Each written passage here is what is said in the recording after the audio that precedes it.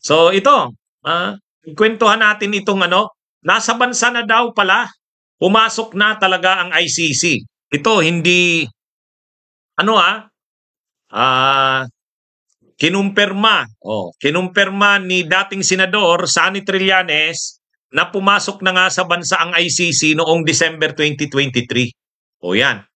At lalabas na ang warrant of arrest o ang arrest order soon. Pwedeng kalagitnaan daw ng taong ito. Ayan. Anong gaano naman ka-credible si dating Senador Trillanes para magsabi niyan? Ano bang alam niya diyan sa ICC na yan? O yan, sagutin natin yung tanong na yan. Itong topic natin, sabi ni dating Senador Sani Trillanes, nakumpirma niya na daw mula sa kanyang sources. Nakumpirma niya na talagang pumasok nga ng bansa noong December 2023 ang ICC. So, bakit mayroong sources na ganyan si Trillanes? Maaalala natin, ang nag-file ng reklamo sa ICC ay grupo nila. Nung unang nag-file ng kaso doon o ng reklamo sa ICC, sila Congressman pa noon, Gary Alejano at saka sila Sani Trillanes. Kasama nila ang abogado noon na si Attorney Sabio, si Jude Sabio. Kaya lang nung bandang huli bumaliktad yun si Sabio eh. Pero nung panahon na yan, June 2017,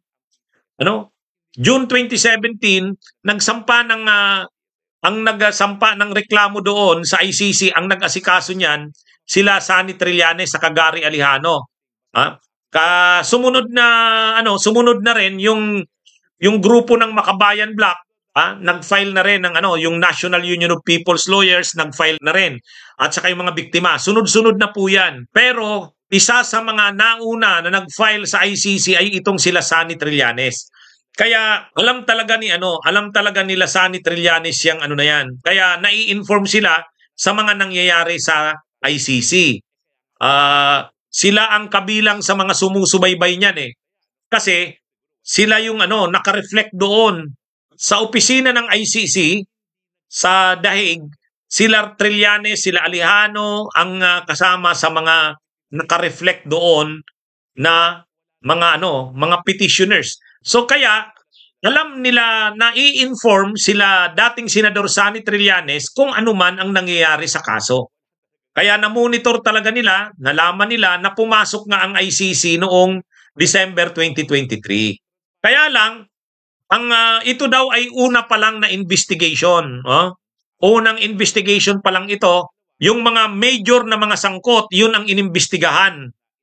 Pero mayroon pang secondary investigation na posibleng isagawa. Yan na yung tinutukoy ni DOJ Secretary Rimulya na pwedeng dito may ma-interview na ng mga officials ng gobyerno o mga personnel ng gobyerno tulad ng DOJ, tulad ng Commission on Human Rights, tulad ng PNP. So, ito na yung susunod na level ng investigation. Pero nakapagsagawa na ng principal investigation. Ibig sabihin yung unang layer, yung mga importante talagang dapat maimbestigahan, pwedeng naisagawa na. Noong December 2023, ayon sa sources na sinasabi ni dating Senador Sani Trillanes. Magsasagawa pa daw ng secondary investigation, parang follow-up, hihingi na ng permiso sa gobyerno ng Pilipinas para ma-interview yung mga pulis, ma-interview yung mga prosecutors, ma-interview yung Commission on Human Rights. O yan, pwedeng yan na yung sunod na level. Pero may nauna ng investigation noong December. Ayon nga mismo sa mga lawyers din naman ng mga biktima tulad ni Attorney Nery Colmenares, posible naman talaga na pumasok na yung ICC, hindi lang nagpaalam, hindi lang para hindi maging high profile. Kasi syempre yung security nila, delikado rin ang security nila. Alam naman natin ang iniimbestigahan nila. Dating presidente ng Pilipinas, dating PNP chief, mga matataas na officials ng gobyerno yan na nasangkot dyan. At posibleng may pinaplano rin ang kampo ni Duterte dyan. Alam naman natin, may mga retired generals din yan, may mga panatiko rin na supporters yan. Kaya yung unang mga investigation ng ICC, posibleng sinadya na talagang hindi muna ipaalam sa publiko, hindi high profile na investigation. Pero kung papaniwalaan yung sinabi ni dating Senador Sani Trillanes na isagawa na yung mga unang stages ng investigation. Magsasagawa pa ng follow-up investigation. Pero inanunsyo rin ni dating Senador Sani Trillanes na posible na mga kalagitnaan ng taong ito lalabas na ang warrant of arrest o ang arrest order ng ICC. So kaya siguro maggalaw na rin sila Duterte, pero nakahanda rin ang administrasyong Marcos. Ni-reactivate na yung counterintelligence group ng AFP.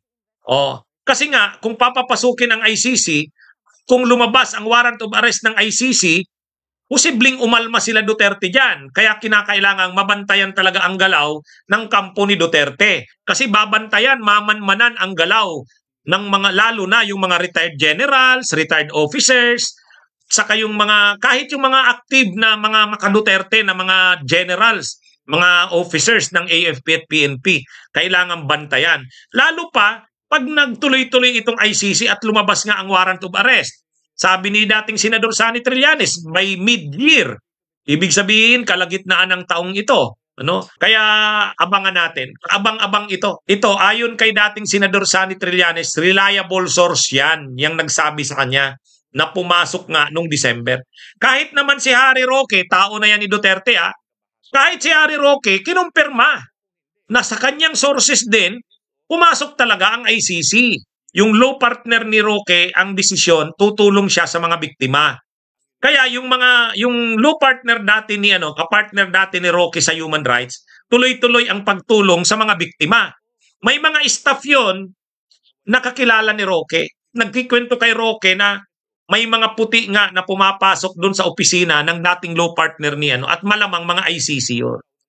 So nag-aano ngayon sumusubo, nagja-jibe. Nagja-jibe yung sinabi ni Roque at saka itong sinabi ni Trillanes. Si Trillanes naman, ang source naman yan, siyempre kasama sila si Trillanes at Alejano sa mga nag-file ng kaso na yan. Kaya nai-inform sila kung may mga nangyayari nga. So yan mga kabunyog, magandang balita ito. At ito, parang sila Sara ngayon, talagang lantaran ng kumukontra kila Marcos. Siguro alam na nila na talagang ang ginagawa ng Marcos ngayon ay papayag na ang Marcos na papasukin ang ICC talaga.